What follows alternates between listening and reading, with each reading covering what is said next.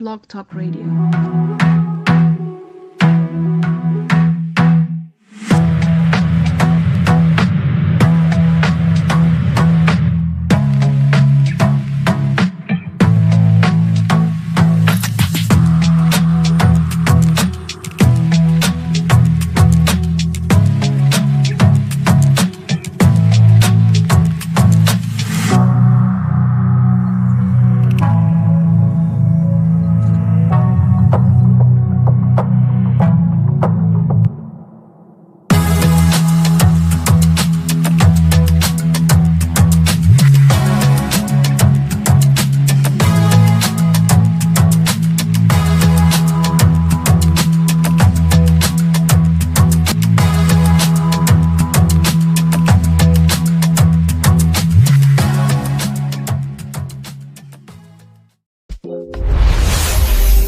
Welcome to ZBTR TV. The goal is to unearth and document the Zambian narrative in the best way possible. Catch us live every Saturday on Facebook and YouTube. We broadcast every Saturday at 10 a.m. EST, 7 a.m. PT. With a growing audience across the globe, we connect Zambians and share resources abroad. Be part of our journey. Please don't forget to subscribe to our YouTube channel. With a growing audience across the globe, we connect Zambians and share resources abroad. The ZBTR TV show. Did you know? Less than 10% of our viewers are subscribed. Don't miss out. Be part of the community. Mark your calendars. Every Saturday, 9 a.m. Central Standard Time and 10 a.m. Eastern Standard Time. Flow live.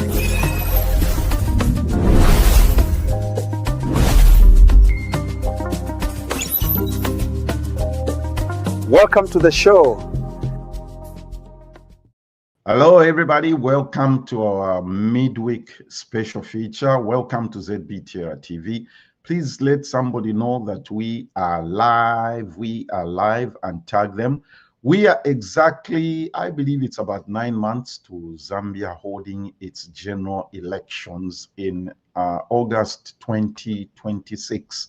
So, and to every Zambian, Bill 7 is something that is out there and everybody's talking about it. There's a lot of debate, dialogue going on between the citizens, social civic organizations and the government, and a lot of things have happened. And we thought that we would get engaged as well from the diaspora perspective and get involved in that conversation.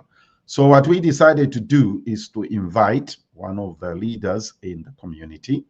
Joining us today from Lusaka, Zambia is Mrs. Beauty Katebe. She is the chairperson for the Non-Governmental Organizations Coordinating Council, and she's also chairperson for the Oasis Forum. Two big responsibilities, Mrs. Katebe. Welcome to the show and good afternoon to you. Good afternoon, thank you. How do you navigate the two responsibilities, two huge responsibilities? Actually, the two are intertwined. I am the NGOCC chairperson. Yes. And because of that, NGOCC is a member of the Oasis Forum. Yes. So this time around, it is the NGOCC that is chairing the Oasis Forum. So that's how come. So it's like on alternating basis. Yes, it's on alternating basis. So this time, that makes sense. All right. Yeah. Okay. Yeah. Now I thought that before the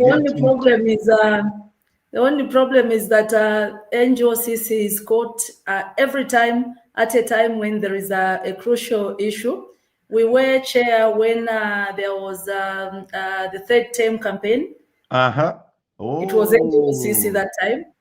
And when there was Bill 10, it was NGOCC. And now Bill 7, it's NGOCC. It's NGOCC. Chairing, yeah. Maybe the women navigate the issues better, and I don't know. That's just my thinking.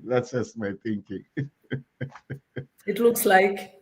It looks like that. Well, welcome to the show. And I thought that before we jump into issues of the Constitution and Bill 7, since you were elected NGOCC chairperson, we've never had the opportunity to speak to you. Probably we could just talk a little bit about what NGOCC has been a key player in promoting gender equality in Zambia.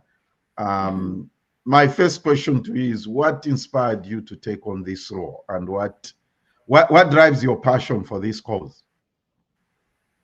Okay, I would say I love issues of women, especially that I see a lot of women failing to come out and speak and participate. I just give myself a responsibility to nurture, culture, and encourage women. I think that has been my responsibility since long time ago, when I worked in the Ministry of Agriculture, I can say some 20 years ago. Yeah, 23 years ago, I joined the union. I was a union leader up to a level of national chairperson for the Women's Council. Okay. So I think starting from there, and also the one who was my boss allowed me to join Zambia National Women's Lobby, where I also went up to national level. So it just became like I really needed to each time speak on behalf of someone, and I should encourage these people to come out and not be downtrodden upon and all such issues. So it has just been like that. Also, my mother, though she was not educated, she was a community mobilizer. Okay. So I could see how she mobilized the communities and just how she engaged around the community, and it just became imperative that I become part of community mobilizing personnel.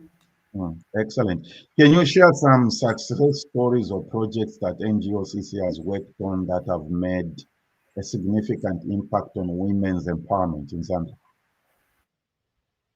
Okay, thank you. So when you talk about NGOCC and the things that they have worked on and that have been impactful in Zambia, I'll tell you about things that many, especially the young ones, might not even know about. I'll take you, for instance, on the issue of maternity leave. Okay. Women never used to go on maternity leave. When you go on maternity leave, you get your own days. It had to take NGOCC to fight for women to go on maternity leave, to make the employers or the government realize that maternity leave was actually a national duty as well, because someone has gone to give birth. And if there is not that duty that has gone to give birth, then there will be no employees, even the male ones, because we'll come through that same process. There is the issue of owning land for women. It was not there. It has only become fashionable because the NGOCC worked on that. Wow. There was the issue of a teacher, when you get pregnant, then you are fired. You cannot come back. You go home with your pregnancy. There was the issue of women could not go underground. All those things that we see as simple things today. Opening an account, if you are a woman, your husband should come and say, yes, she's my wife, she can open an account. If you are married to, I'll give a very funny example. If you are a manager as a woman and you are married to an office assistant, that is the only house you live in for the office assistant, because the only one who was entitled to housing was a man, not a woman. The man. Wow. Exactly. So there were all those things, small, but very big. When you look at this time, they look very, very light. But those are the things that the women went through, and those are the things that made the women of Zambia in 1985, those few women, to come up with this organization to just try and see how it could navigate on issues of such kind. Issues of children, you could not go out of the country with your own children. Your husband has to okay the entire process, because So yeah, I remember that time when the children used to be in the parents' passport, right? Yes. I remember those days. So you couldn't get a passport. We couldn't do most of the things that look simple. And I get very fascinated or surprised at times when I see comments like when we are doing something, and then you see someone say, Fina Maef, I think if Fina Maef, and not knowing that most of the things that they are enjoying, it's because at one point in 1985, this Fina Mayo sat and said, no, this is our country. We cannot do this. We cannot live like this. I like that, Fina Mayo, right? That's an interesting part. What advice would you give to young Zambian women who want to get involved in leadership advocacy? Okay, for the young women that want to get into the women movement or the advocacy in any area, I think it is important that they begin to get interested. Yes. And we are actually have embarked on a program which is some kind of intergenerational gap. Okay. Where we are getting the elderly women like myself and sit them in one room with young girls. We tell them where the women movement started from and what we have achieved in the 40 years that we have been in existence, and then just trying to narrow the gap so that they tell their stories as young ones and we tell our stories as elderly women, and then we begin to just narrow the gap and encourage them to be in leadership. Because once we phase out, which we are doing very soon, we phase out, we need to have those young ones carrying over and moving, because these gender or women issues, I would call, or gender issues, I would call combination of men and women, are not issues that we can say we've worked on them today and we can't work on them tomorrow. They are an ongoing things. It's an ongoing thing that at the moment, it's not every man, every woman that has accepted that a woman can be a leader. That's right. Up to now, if you talk about you find that a lot of people are not even interested in hearing that. For example, we have women already that will be aspiring in 2026. Yes. We have Savoy Imboela, we have Madam Katebe, we have the new lady, Madam Dorika Banda. But when you see they are putting the aspiring candidates in these social media platforms, you will not see anyone put our women there. They're just, Luvinda, Chechi, and so you look at that and say, okay, so Zambians up to now, we cannot say, let's try these women. They've put themselves out there. They are leaving them out. They are not even mentioning them that they are candidates. Yeah. Interesting. All right. So we have a lot. We have a long way to go. We have a long way to go, and we have a lot of work to do. Yeah. Okay. I just wanted us to get a little bit of some background of some of the achievements of NGOCC. Let's turn now to, what do they say in English? To the elephant in the house. Yeah. Let's watch this video, everybody watching. Let's watch this video before we get into Bill 7. Opposite to me responds to us in the newspapers. We also go to the newspapers. It was a media fight. And when it is a media fight, everyone wants to win. We wanted to win. They wanted to win. So it wasn't a good thing. And we are happy that you invited us to come here. We are grateful for that invitation. But allow me, Mr. President, to be very, very candid on the reason why we are here. We wanted to be here for a celebration. and not what we are here for. The people of Zambia, I'm very sure, would have loved us to come here to bring thanks and gratitude for your delivery on the promises that we as people of Zambia expected. But we are here to discuss the amendment of the Constitution, which is supposed to be a very straightforward issue.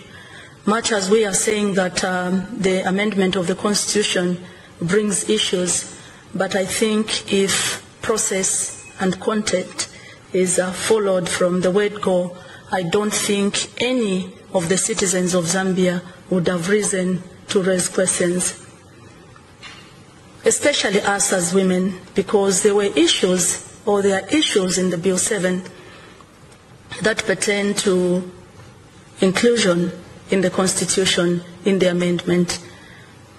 But for us to come back to you and sit in this manner, or go to the media, go to the public and speak in the manner that we are speaking, Mr. President, there is something that is not adding up, and we thought we could just have it corrected before we can proceed. There is something that needs to be corrected. Process of the Constitution amendment must be a process of the Constitution amendment, and that is what has worried us. There are a number of issues, Mr. President, maybe that we could have wanted to be discussing here, especially that if you talk about the previous regime or successive governments, there are a number of issues that you and us went together into the dungeons, and if there were people that were in the dungeons deeper than all of us, I think it's you, because you experienced everything, hence the reason why you are here. We wanted to vote for a president who has experienced, who has cried with us, who has known what the people of Zambia wants, so that when you are here, you will remember that that time we were here, this is what we wanted, let me give to them. This time we were here, this is what we wanted, let me give it to them. So we were actually happy to see you here, because we were very sure that most of the things that we cried for, because we were crying together, were going to be very straightforward, and not a situation where we come and sit and plead, or we come and sit and cry, or we even intend to go to the streets. I will not say a lot of things here, Mr. President, but I will indicate that we are here to discuss the Constitution amendment, and we have expectations. Our expectations, Mr. President, are that one, we expect that Bill 7 is completely withdrawn from the floor of the House, and two, we expect a fresh process supported by legal safeguards to be commenced, and thirdly, we expect that such new process be inclusive and not rushed, and it should. Okay, you you were very candid in your words, and like they say, you didn't mince your words. My question to you is, I'm looking at that. You are sitting there next to the president. How did the president respond to this? Wow. I wouldn't know in that moment exactly how the response could have been measured, especially if you are comparing to what I said and after listening to that. But what I would say is that after that, the media houses left, and I would confess we were given a fair playground, to a point where at some point tempers were a little high, people became emotional, and we controlled ourselves, and we were given a fair playing ground, and we submitted, I think, even beyond what people were able to see. So it was okay. It didn't get upset. it didn't show any a kind of atmosphere where we could be intimidated or anything. No, that I would lie. Otherwise, it remained like that until we finished the meeting. Even the people that were becoming emotional, I think it's just on his left side, not himself. Okay. And you did, in my view, when I listened to that, you did very well by reminding him where he has come from. And one of the phrases I wrote it here, we went into the dungeons together. So you know exactly what the people want. You know that the people want this, and when you become president, you give it to us. Exactly. You know that you know that the people, this is what they want. When you become president, you will deliver it. Did those things arise behind the scenes without the cameras?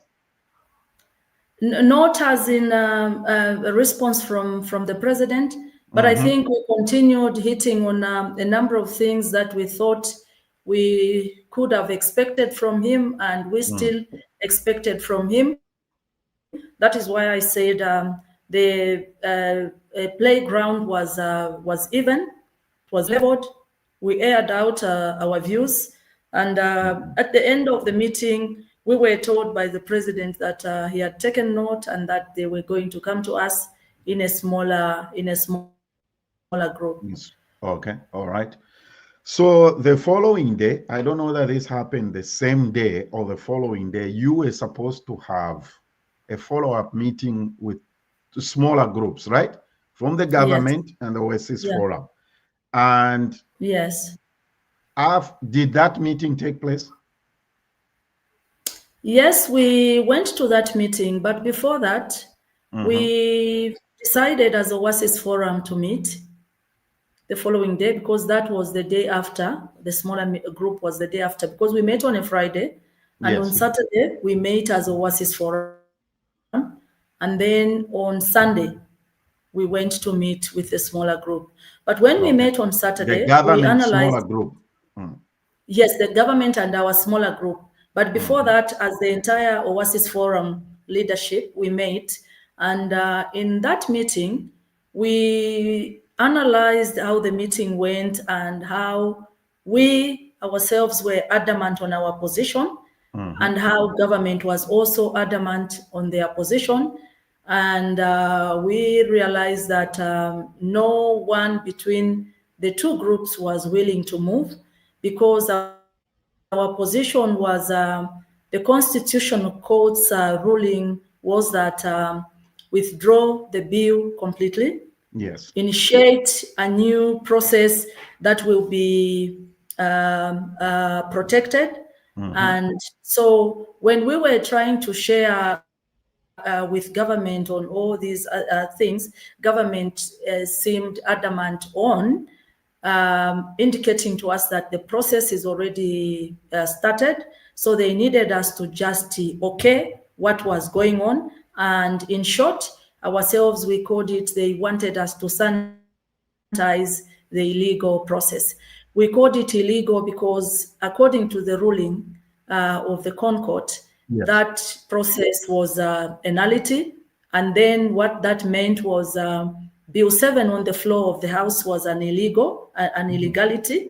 So we were saying, until you follow what the court ruling was in Munia Zulu and the Celestia, I can't remember. I can't pronounce Celestine Mkandila.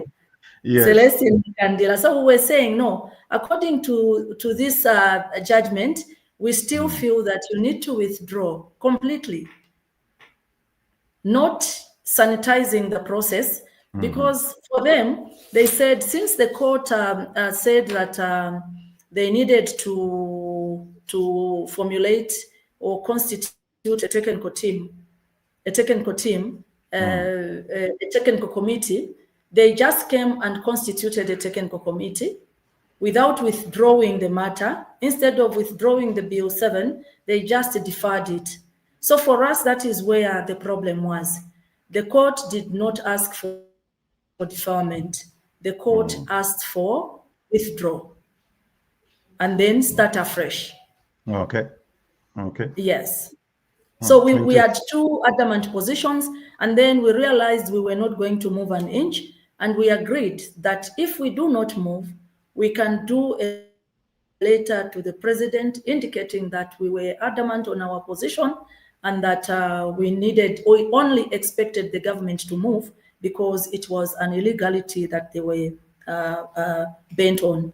So when we went for a smaller group the following day, we were still on the same issue, and then we didn't want to waste government's time. When we realized that they were adamant and we were adamant, we told them that actually we made a decision yesterday that we are not proceeding with this, and here is the letter you can take to the president. Otherwise, we'll just be wasting each other's time. So that's when they decided to issue a statement. Let me read part of the statement Honorable Muitwa, government spokesperson, wrote, and I quote, "Instead of participating in meaningful discussions, the forum submitted a letter dated Saturday, 29th November 2025, indicating its unwillingness to proceed with genuine dialogue." Okay, that's a very serious accusation. It was also evident that the forum came to the meeting with the same fixed position outlined during the Friday meeting, rather than taking an open-minded approach which is necessary to achieving consensus in any meaningful dialogue, end of quote. So they're saying you didn't go with an open mind and you stood your ground on the same points that you went in on the Friday meeting when you were at State House. Yeah, both of us, like I said earlier, were adamant on our positions. They were adamant on the fact that they already started the process and they are now rectifying it, and then we could be part of it. And we were saying it's an illegality, we cannot sanitize, and we don't need you to be in a hurry to say until Bill 7 goes through, we are ready to embark on a reform together, but this one is a failed one because it has gone against the court ruling. Okay, interesting. Let me go to the statement that you issued, and there are some interesting things here. Okay, of course, the issue, point number 1, 2, 3, 4, failure to withdraw Bill number 7. I quote, "Despite the Constitutional Court ruling, court nullifying the initiation of Bill number 7 of 2025, the bill remains before the National Assembly, further entrenching an illegitimate process." Mrs. Katebe, why would the government go against a court ruling? Isn't this, I'm failing to understand this. That is where we actually have a problem, and that is what gave us the energy. I don't know whether it's negative energy or positive energy of going into the negotiation without wanting to change our position, because we are looking at the judiciary that has already passed judgment, and the executive is just adamant on we should proceed. Let's forget about the judiciary. Now our concern is these are 3 arms of government, and if one arm is going to be overruling or overstepping or whatever it is that we may call it, then it becomes a big problem. And as citizens, if we are going to look at that and say, oh, okay, it's fine. I was on a podcast for Showstar today, and some callers were like, you just want to fight. Government has already done this. Why can't you just... No, law is not like that. Law, you don't just, you do. I gave them an example even at State House. I said, because someone said, no, this judgment doesn't even look correct. So I said, okay, so if I commit an offense and I am under 5 years, and then I go to Chimbwakaila, I see that Chimbwakaila is not a conducive place for me to be. Can I come out and say, no, actually this judgment doesn't even look correct, so I only need to save 5 days because my house is better than Chimbakaila? No. This is a judgment handed on the executive, and the executive must just follow. If the judiciary has to do its work correctly. So saying that it doesn't look nice, and then they proceed, they start doing what they were doing, honestly, it's doing things with impunity, and as citizens, if we don't check that one, we can be taken into for a ride, I think. If help us, if you are able to do this. I know I don't think you have the document. If you have the documents in front of you, what exactly did what's the name, the two gentlemen who took the government to court over Bill 7, what did the ruling, what exactly did the ruling say? As much as you are able to remember, what was the ruling in the Concord? Okay, the few things that I can remember is that Bill 7 be withdrawn completely from the floor of the House, and that a fresh process supported by the legal safeguards be initiated, and that such process must be inclusive and not rushed.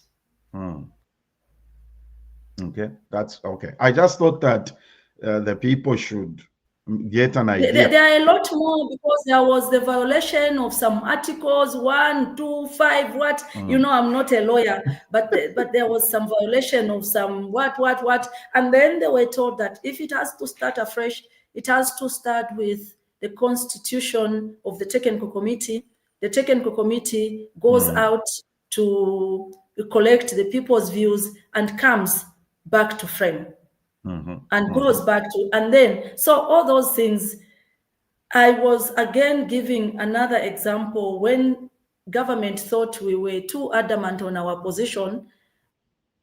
And the example was, if Beauty Katebe wants to be a member of parliament, you cannot take me to parliament as member of parliament for Lusaka Central, and then you come back to Lusaka Central and my political party to ask for my adoption and ask for start campaigning. Meantime, I'm already sitting in parliament.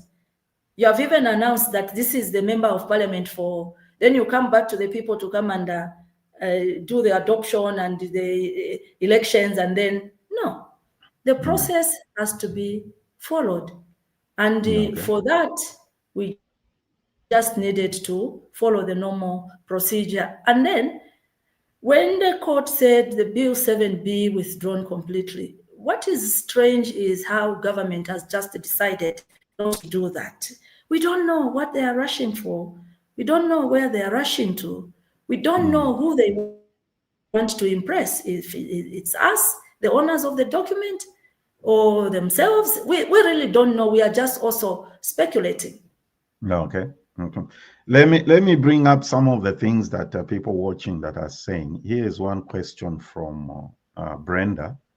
She says, Chairperson Katebe, what is it that you are opposing in the contents of Bill 7?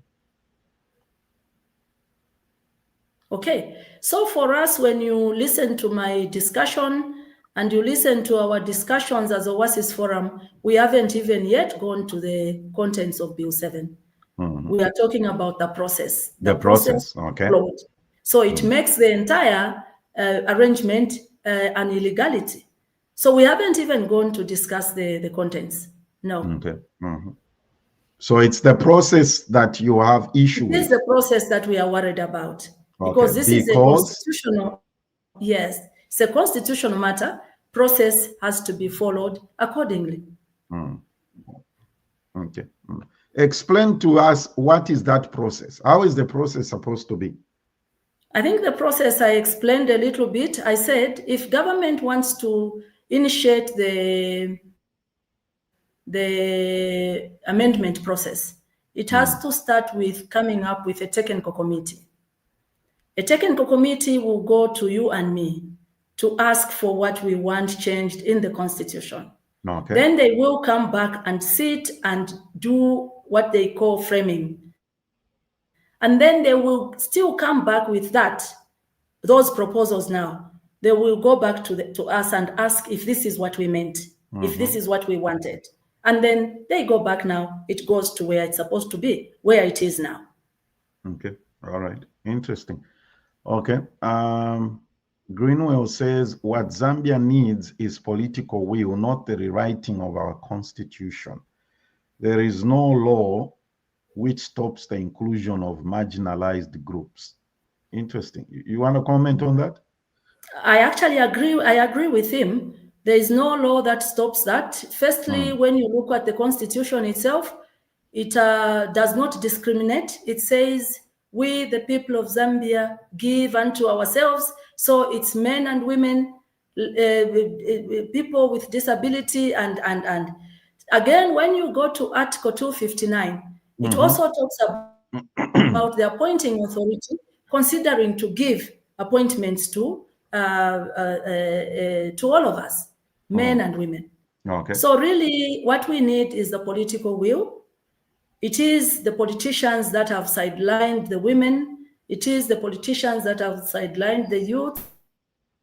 It is the politicians that do not have the political will to engage or to include all of us. Okay. I agree with that comment. You agree with that comment. All right. Now, Dr. Musoma, he says, have you read the document? That's too simple. Dr. Musoma, you mean Bill 7? You are asking if Chairperson Katebe has read the document. I will ask you that question. I don't. Maybe I don't. Have you read the document, Mrs. Katebe? Yeah, if it's the contents of Bill 7, yes, I've read. Okay. If it's the judgment, I've read in part, and our council has read all of it. You know, these are huge documents. So I've read in part. Our council has read it in full. If it's the document for the clauses that were to be amended, I've read all of it. Okay. Excellent. Thank you for that response. All right. Becky says, is there any rules or law for the process in amending the constitution?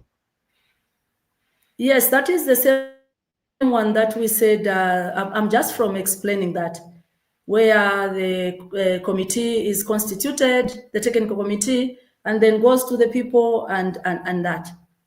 That is, especially on this one, that is what even the court expected the government to do. Okay. Yeah. What happened on, what day was that? Did the committee present its report to the president? Yes, it did. I saw something today. I saw where the president was receiving the report, and then I saw something. I don't want to be quoted on this one, but I saw something where the spokesperson for the government said they were going to take back the Bill 7 in its original form without pushing in the issues that are in the technical report.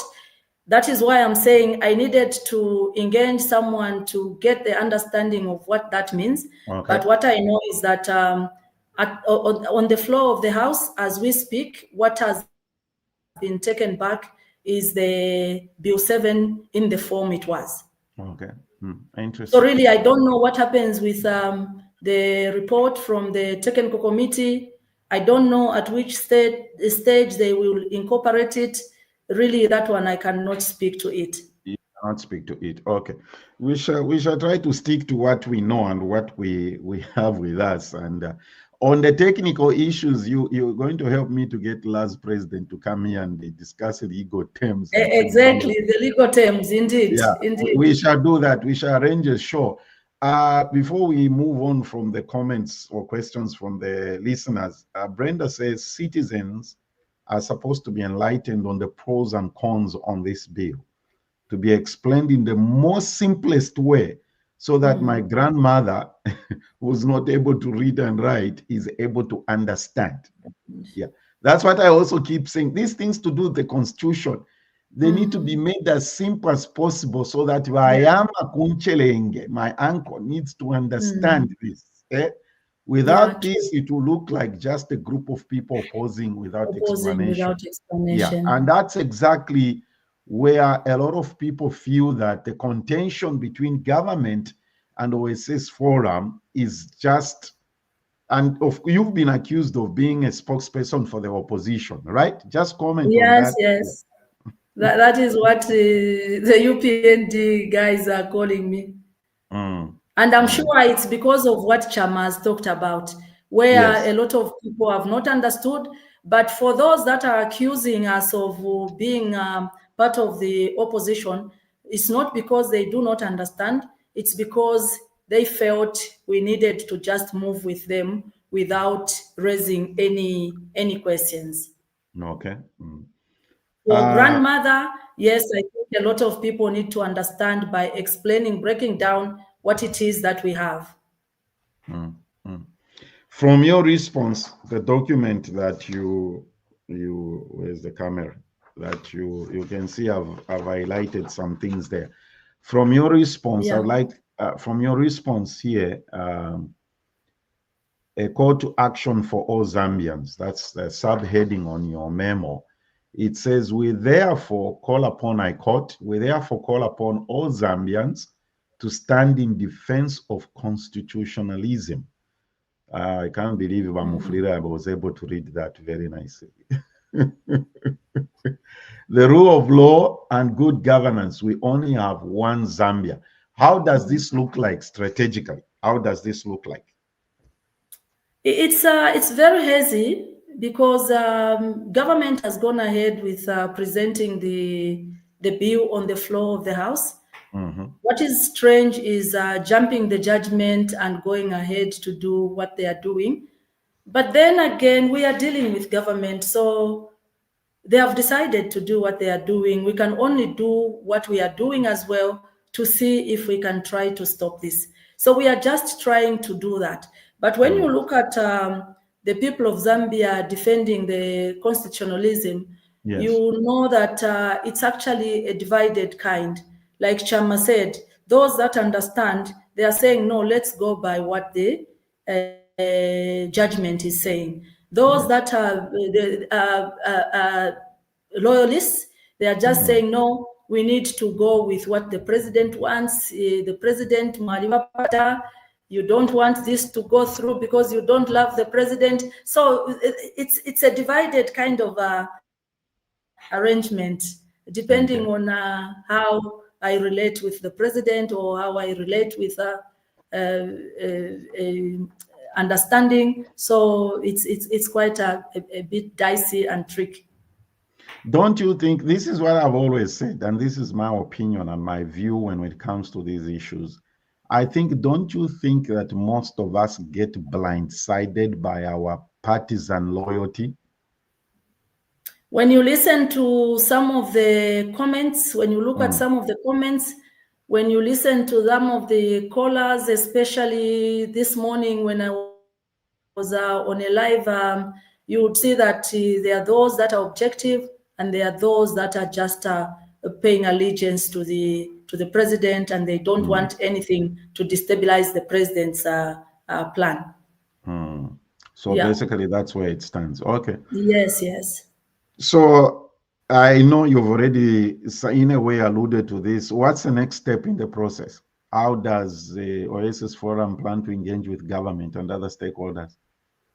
At the moment, what we have done is we have written to the members of parliament, ruling or opposition and or independent, to just indicate to them that the aspirations and interests of the people of Zambia are upon them, and they are the ones that will decide on this matter as far as it has gone.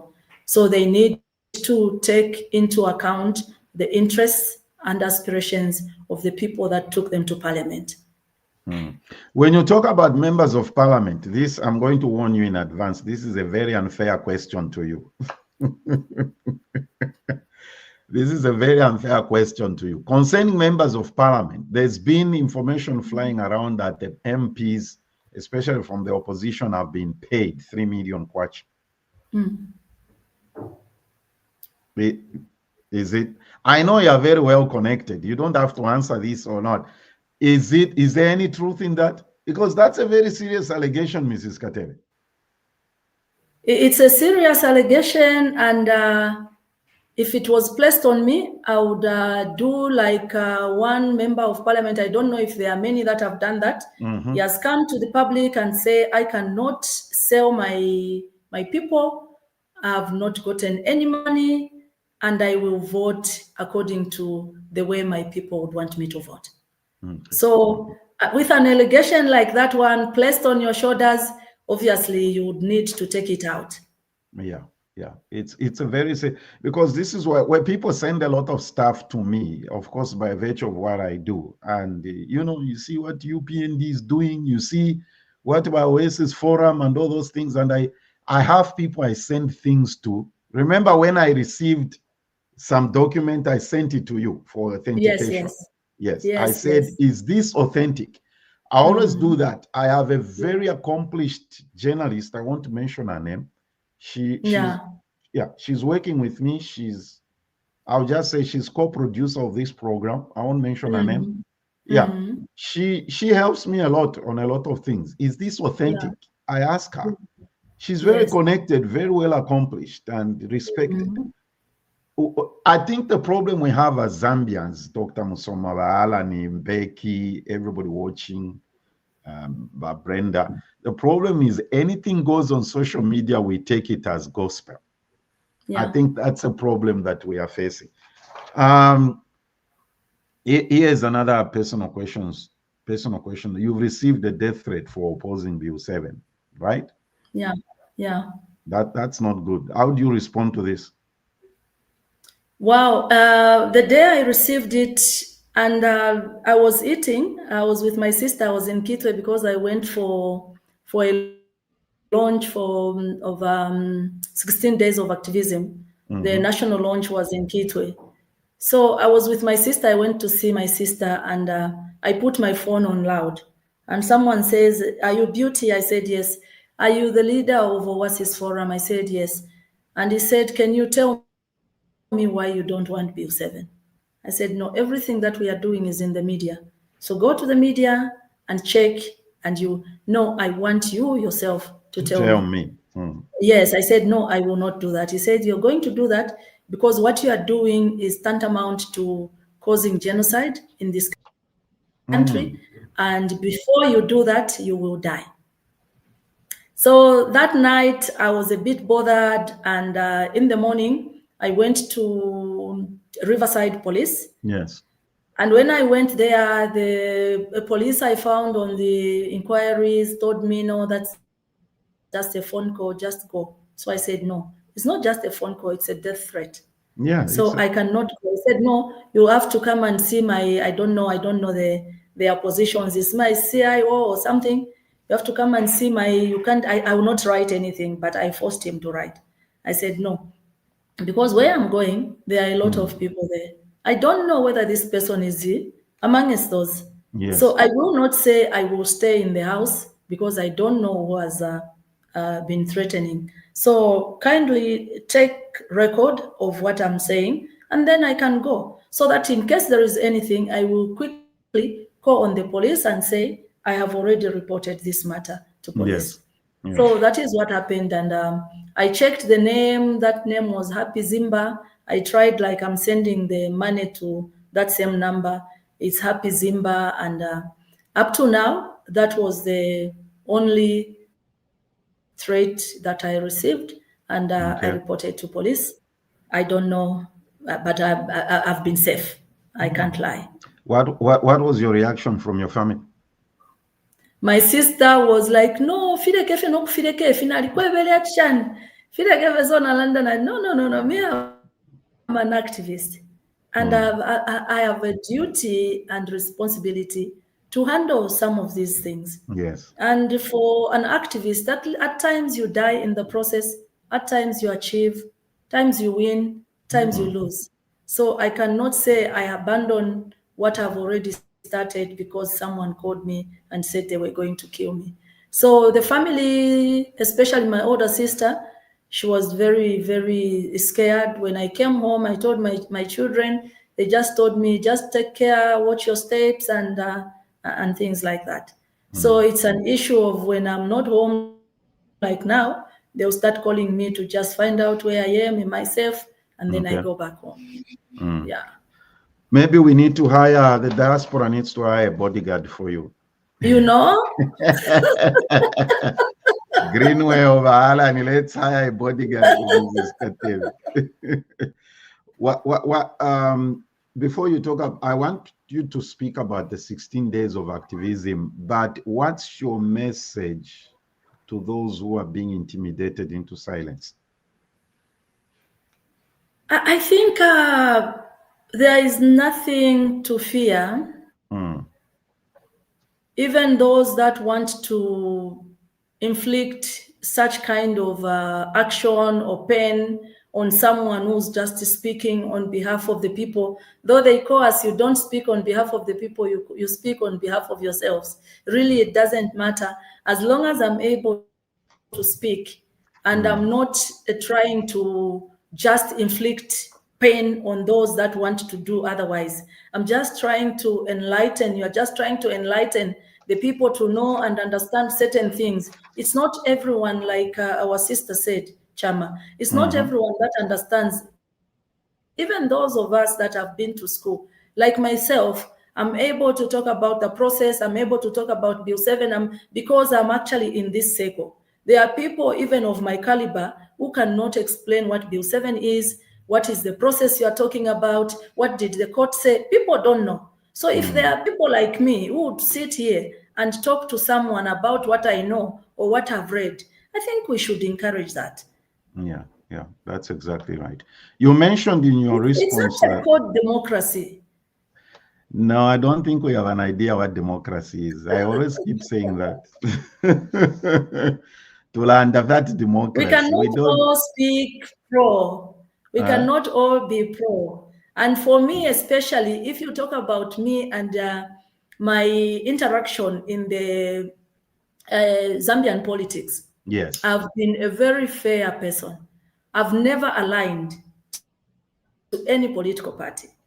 Just and sorry March, to cut you short. Do you know that in yes. the community, Zambia, we do not believe that a person cannot be aligned. Okay. People don't believe that. I've never been aligned. I've always said my last partisan engagement with it, and I'm very specific, was with Chiluba's MMD. That's where I stopped partisan politics. Yes. Yes.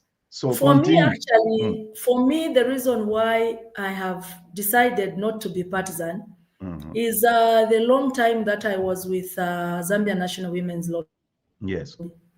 I realized that when you develop strong bonds with one president, it's very difficult for you to tell them tomorrow that what you have done is wrong. Oh, of course. So I've remained neutral to a point where in March, I delivered a speech at the International Women's Day. Yes. And all the PF people were like, yes, you went there and you went to just click with HH and. So from March, all the way March, April, I think May, until the issue of Bill 10 came about, I was UPND because of that speech. Yes. People called me names and I told them I come on this seat without any food in the mouth. Because if I stuff my mouth, I will not do my work. My work is to speak on behalf of the people. So if I stuff my mouth with food that I cannot spit or I cannot swallow, it may be very difficult for me to work. Today, I am PF because there is Bill 7. Very soon you will hear that PF will call me UPND because there is something that UPND has done and we are like, yes, this is the way it should. This is good, yeah. Yeah. So if there's bad, you have to keep quiet. If there's good, you can't comment. You keep quiet. Yeah, No, just keep quiet. Just that's close not your the way. mouth. The greatest component or aspect of democracy is the freedom of expression. People do not Yes. understand. Talk to us about the 16 days of activism that you've referred to. What is that about? Okay, that is just about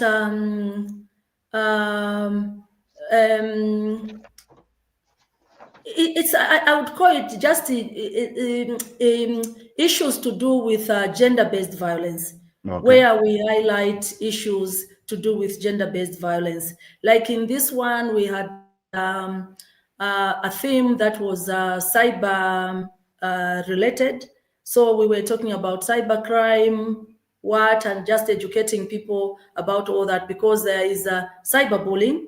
They bully mostly, I think both men and women can be bullied, but mostly on cyberspace, mostly women are bullied.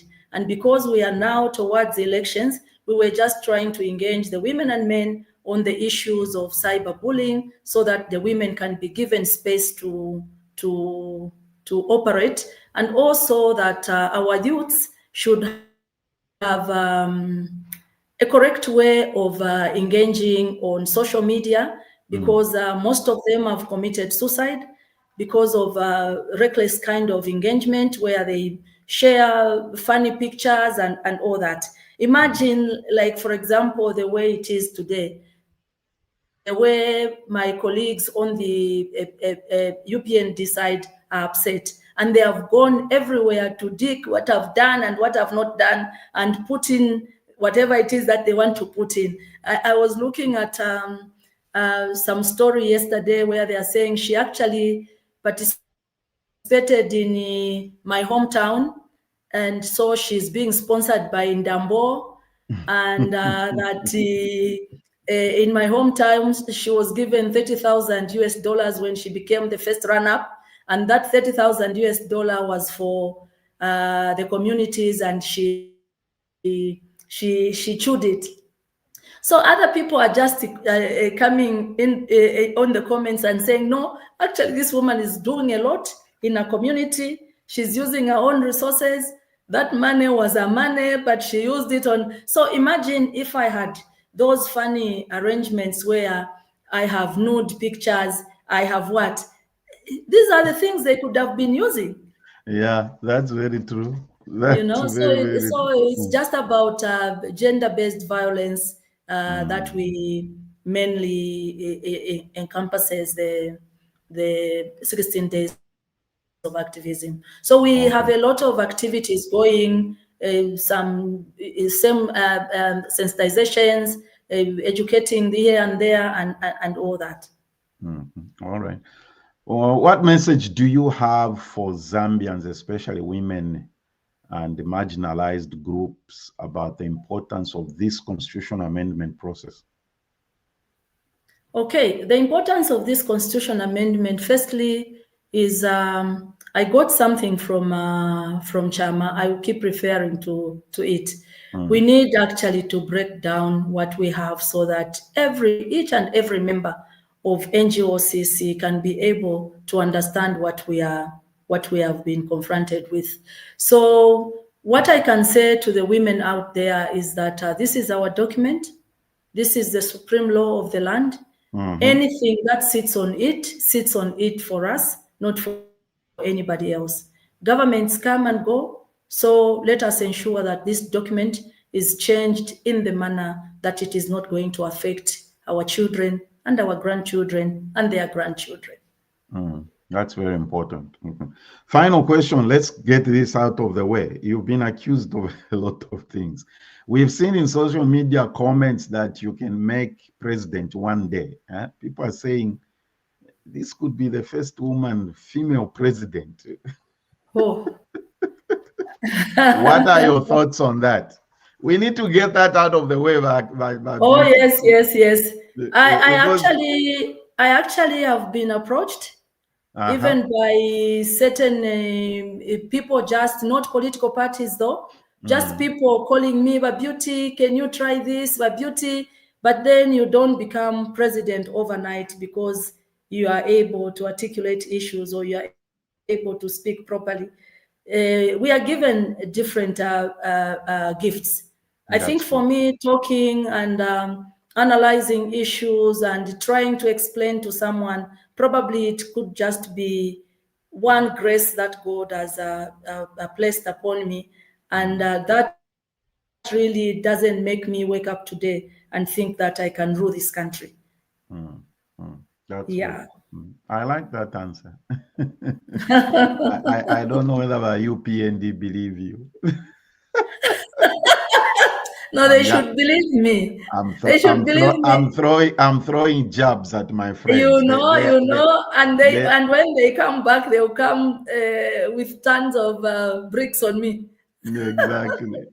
Your message to our listeners, especially women and girls, about their potential and role in shaping Zambia's future. Okay, to the listeners out there, I would just want to say I'm happy that you tuned in and listened to this debate. You are the future of this country, whether you are in the diaspora or here in Zambia. This is your country. Let us fight together, not really fighting as in physical, but ensuring that whatever it is that we are talking about, as long as it borders on national matters, let us take interest and see where it goes, where it is coming from, how it is being shaped, and where it is going, because that is you and me. Exactly. Exactly. All right. This just says, this listener says, this is a very wise woman. Thank you. Thank you so much. This is a very wise woman. And your young sister here, I don't know that she's your niece or your... She's my niece, Manalute. She's my niece. She says, thank you, Mama. Thank you, Mama. Thank you so much. Thank you for listening. She's part of the ZBTR team and she made this. People need to understand that when these things happen, it takes a lot of people, all right? There are those that in the production, there are those in the technical, there are those like what my sister Yareka did by getting Mrs. Katebe here. They loved you when you stood with them on Bill 10. Keep going. We are in this together, all right? Thank you. Thank you so much. Yeah, and Alan says, thank you, keep fighting, stay safe. Thank you, Amlenga. Yeah, excellent. All right, everybody, that was our midweek special feature. Mrs. Katebe is going to help us to get Laz president. Maybe we can talk to him next week on Wednesday about the technical aspects of the law. What were, like you said, what was it that the Concord said was infringed and you know? Yes. Where do we go from here? Yeah, where do we go from here? Actually, by the way, the matter is in court between the Attorney General and Oasis Forum. What was thrown out was the petition that we stopped the process of taking the, in fact, the process of the technical committee. Otherwise, the main matter is still in court. I saw some email which I've not looked at yet, where our lawyer is indicating when judgment is taking place. All right. All right. Before we go, finally, I am going to put this up because it's very important, and I agree with this. Can she advise people not to insult? I think that's very important. Yeah. Yeah, I think if that advice cannot even come from me, I am a very, what can I say? I choose my words very, very correctly. I wouldn't want to offend anyone, even when they have offended me. As I speak to the topic and not to human beings. But I think our colleagues are failing to do that. They are getting anything, any kind of mud they come across, they'll get it and lump it on you. Yeah, so I was telling some guys on the other group where there are a lot of UPND cadres, and when they were talking about certain things, I said, for me, you will search all the way and come back, you only find me, because I have no skeletons that would make me, because I know that I live in a glass house and I throw stones. So I wouldn't want you to come with stones and you break my house. Break my house. That's So right. Yeah. you search in whatever manner you want to search. You would only find Beauty Katebe. That's right. That's right. Ladies and gentlemen, that was our midweek special with Mrs. Beauty Katebe, chairperson of NGOCC, and also this was the time for NGOCCs to chair the Oasis Forum. I'm glad you explained that. Thank you for taking the time, Mama, and we appreciate. Please, thank you so much. It's your democratic right to speak to what you are speaking to. It's a democratic right. Yeah, thank you for that encouragement. At You are times welcome. I get weighed down, but when I wake up in the morning, I'm like, no, I need to do this one. Exactly. Especially when I see those comments, those things that they just craft from nowhere. I'm like, okay. I remember on the, is it Koswe? Yeah. Where they even said she's the girlfriend to Bishop Walik Band. Oh, way. I know, right? Those things will come. Just keep forging ahead. Yeah, keep. Thank you, Mama. God bless. Thank you so much. All right, everybody. That was our midweek special feature with Mrs. Beauty Katebe. She's the current chairperson for Oasis Forum. Two things. Our regular broadcast on Saturday at 9 a.m. Central, 1700 hours in Zambia. We are talking about an organization that is doing menstrual health in Africa. That's what we're going to be talking about. Splash. Number two, before we go, beginning January 2026, the time for the broadcast will change a little bit. We'll just move it an hour a little bit later. Instead of starting at 9 on Saturday, we'll be starting at 10 Central Standard Time. Thank you, everybody, and you do have a great week. I will see you on Saturday. Zambia Blog Talk Radio.